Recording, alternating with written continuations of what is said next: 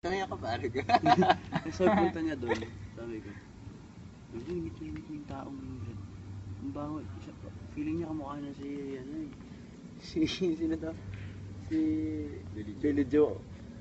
Feeling niya kamukha niya yung Green Day na singer, si Billy Joe Armstrong. Tapos tangin ng baho tuloy, naka Guns N' Roses na t-shirt, tapos naka leather jacket. Seryoso? Tapos yung leather pang pangit, parang pang motorista na ano. Parang nabig bike. Oo, ganun. Tapos tawa kami. Tangin naman to. Tapos ito na, nag-take. Sabi ko, text na lang ito mamaya. Pag uwi ko, may nahanap ko phone. Asan phone ko? Sigat sumi, wala pa. Tangin na naman. Pati si Letsumi nandito nun. Alam mo ba si Letsumi dito? Ah. Dalawang araw sila Royo dito eh.